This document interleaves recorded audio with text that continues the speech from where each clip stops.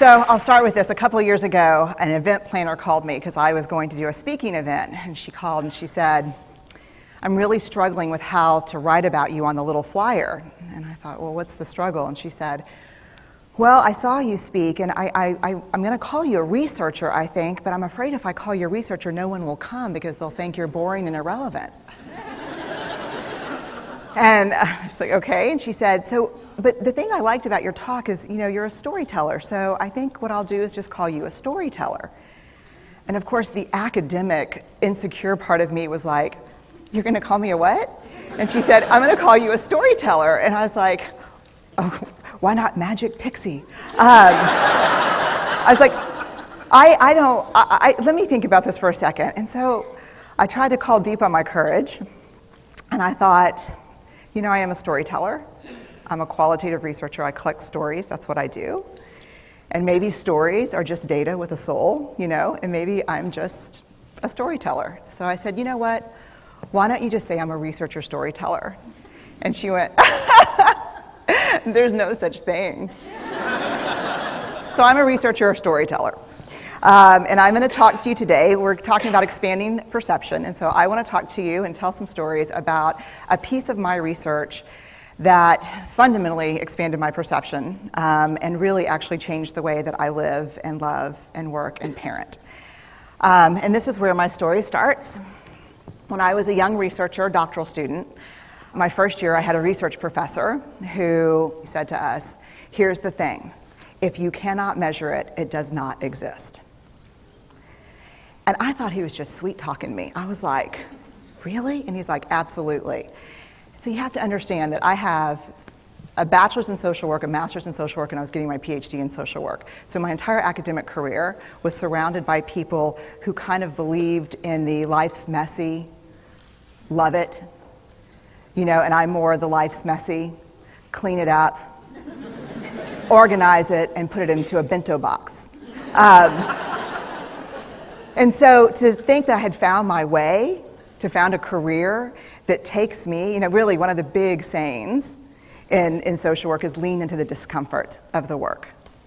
And I'm like, knock discomfort upside the head and move it over and get all A's. That was my mantra. So I was very excited about this. And so I thought, you know what? This is the career for me because I am interested in some messy topics, but I want to be able to make them not messy. I want to understand them. I want to hack into these things that I know are important and lay the code out for everyone to see. So where I started was with connection, because by the time you're a social worker for 10 years, what you realize is that connection is why we're here. It's what gives purpose and meaning to our lives.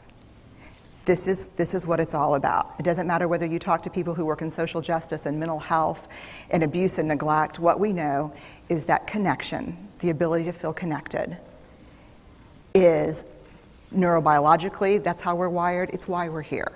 So I thought, you know what, I'm going to start with connection. Well, you know that situation where you get an evaluation from your boss and she tells you 37 things that you do really awesome and one thing that you can't, an opportunity for growth. And all you can think about is that opportunity for growth, right? Well, apparently this is the way my work went as well, because when you ask people about love, they tell you about heartbreak. When you ask people about belonging, they'll tell you their most excruciating experiences of being excluded.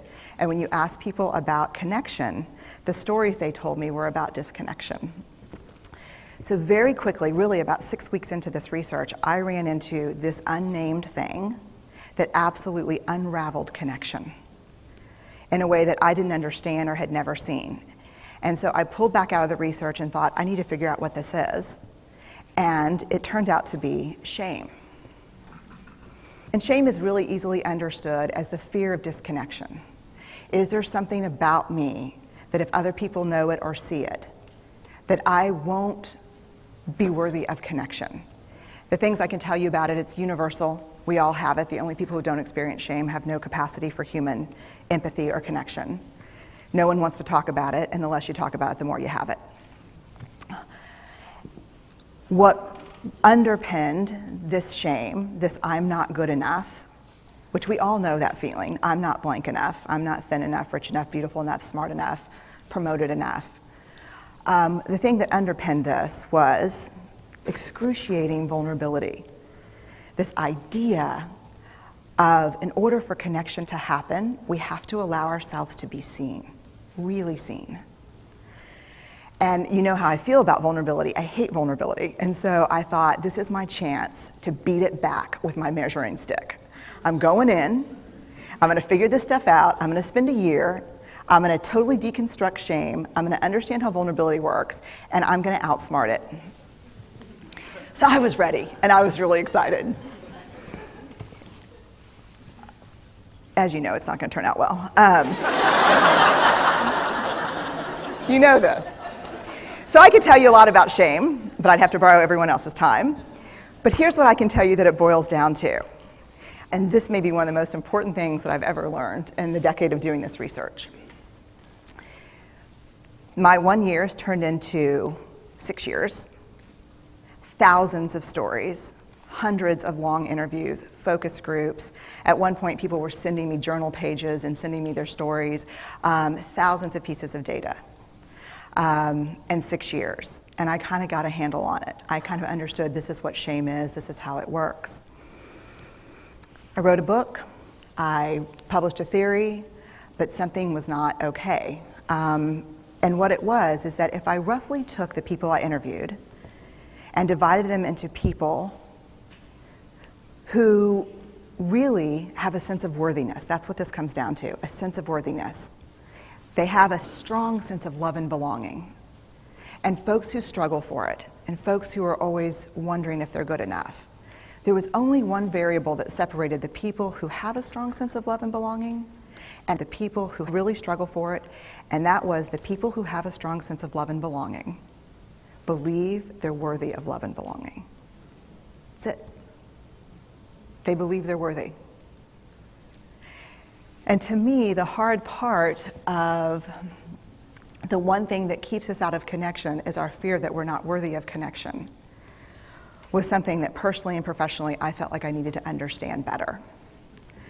So what I did is I took all of the interviews where I saw worthiness, where I saw people living that way, and just looked at those. What do these people have in common? And I have a slight office supply addiction, but that's another talk. So I had a manila notebook, a manila folder, and I had a Sharpie, and I was like, what am I going to call this research? And the first words that came to my mind were wholehearted. These are kind of wholehearted people living from this deep sense of worthiness. So I wrote at the top of the manila folder, and I started looking at the data. In fact, I did it first in this in a 4-day, very intensive data analysis where I went back, pulled these interviews, pulled the stories, pulled the incidents. What's the theme? What's the pattern?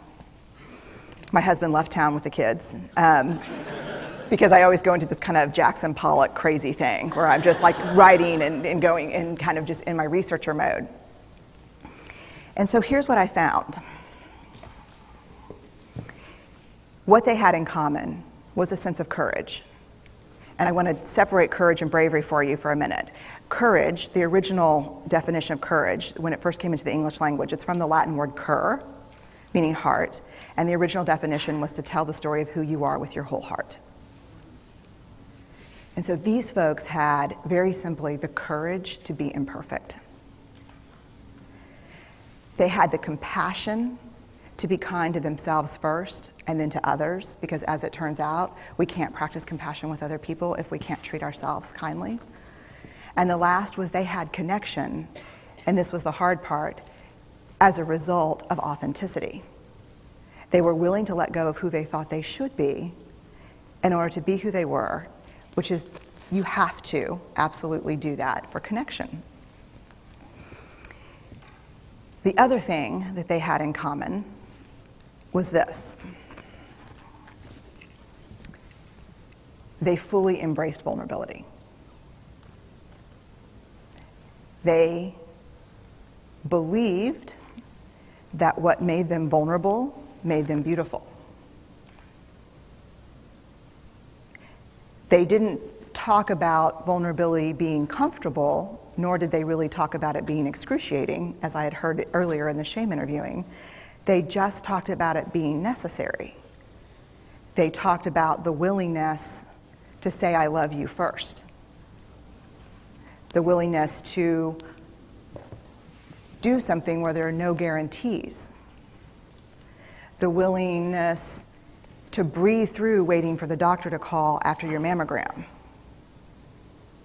The willing to invest in a relationship that may or may not work out.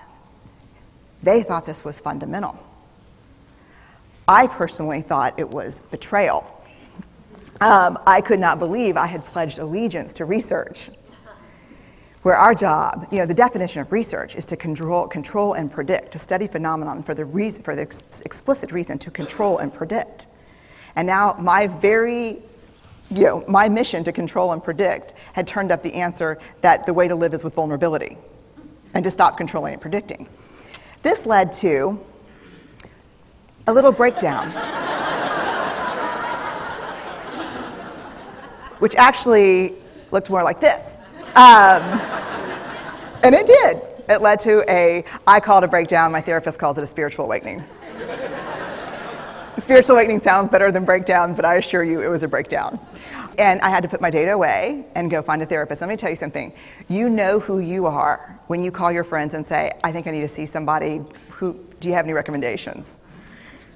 Because about 5 of my friends are like, woo, I wouldn't want to be your therapist. And I was like, what does that mean? And they're like, I'm just saying, don't bring your measuring stick. It's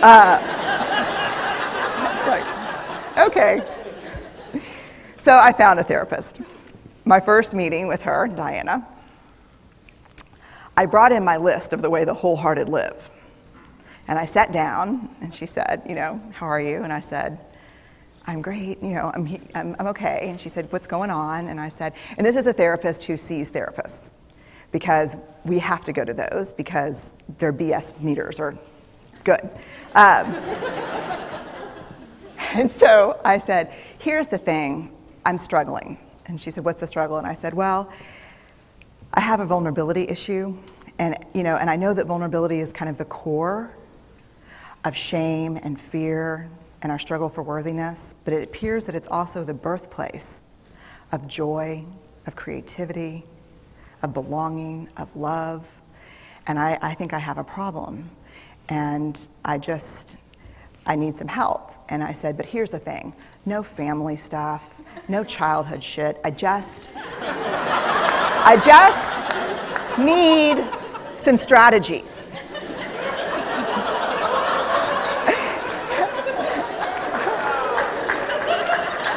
Thank you. So she goes like this. And then I said, it's bad, right? And she said, it's neither good nor bad. It just is what it is. And I said, oh my God, this is gonna suck. And it did, and it didn't. And it took about a year. And you know how there are people that, like, when they realize that vulnerability and tenderness are important, that they kind of surrender and walk into it? A, that's not me. And B, I don't even hang out with people like that. For me, it was a year-long street fight. It was a slugfest. Vulnerability pushed, I pushed back. I lost the fight, but probably won my life back. And so then I went back into the research and spent the next couple of years really trying to understand what the wholehearted, what the choices they were making, and what are we doing with vulnerability?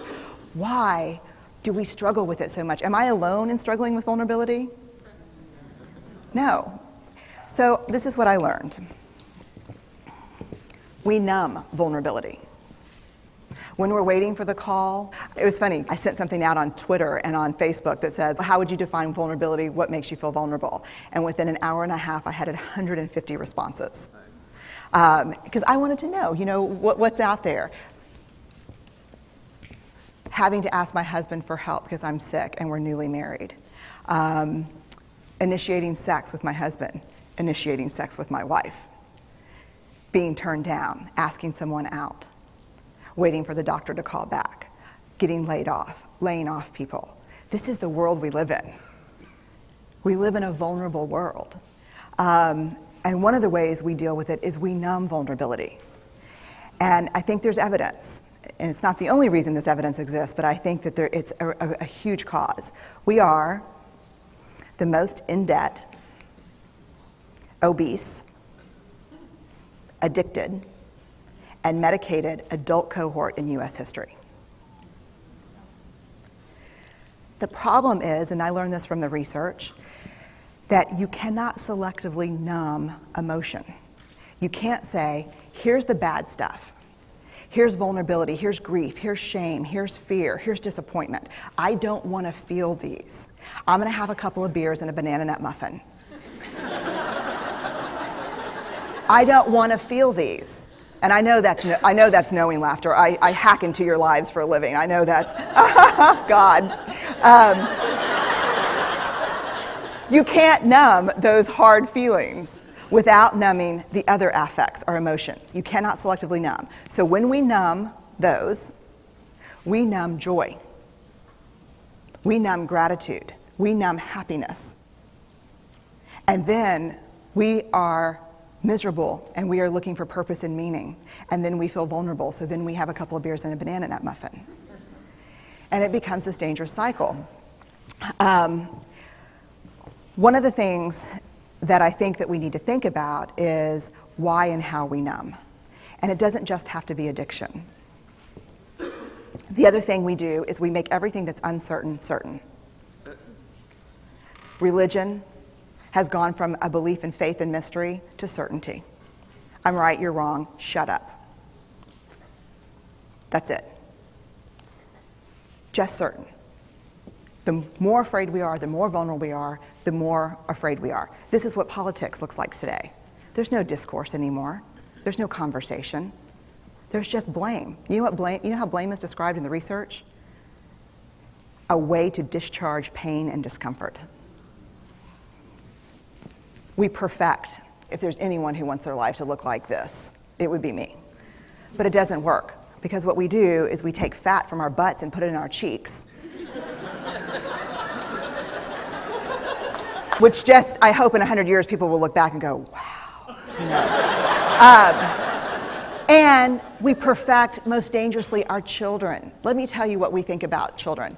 They're hardwired for struggle when they get here. When you hold those perfect little babies in your hand, our job is not to say, look at her, she's perfect. My job is just to keep her perfect, make sure she makes the tennis team by 5th grade and Yale by 7th grade. That's not our job. Our job is to look and say, you know what? You're imperfect and you're wired for struggle, but you are worthy of love and belonging. That's our job. Show me a generation of kids raised like that and we'll end the problems I think that we see today. We pretend that what we do doesn't have an effect on people. We do that in our personal lives. We do that corporate, whether it's a bailout, an oil spill, a recall. We pretend like what we're doing doesn't have a huge impact on other people. I would say to companies, this is not our first rodeo, people. We just need you to be authentic and real and say, we're sorry, we'll fix it. But there's another way, and I'll leave you with this. This is what I have found. To let ourselves be seen, deeply seen, vulnerably seen. To love with our whole hearts, even though there's no guarantee. And that's really hard, and I can tell you as a parent, that's excruciatingly difficult. To practice gratitude and joy in those moments of kind of terror when we're wondering, can I love you this much? Can I believe in this passionately? Can I be this fierce about this? Just to be able to stop and instead of catastrophizing what might happen, to say, I'm just so grateful. Because to feel this vulnerable means I'm alive. And the last, which I think is probably the most important, is to believe that we're enough. Because when we work from a place, I believe, that says, I'm enough, then we stop screaming and start listening. we're kinder and gentler to the people around us, and we're kinder and gentler to ourselves. That's all I have.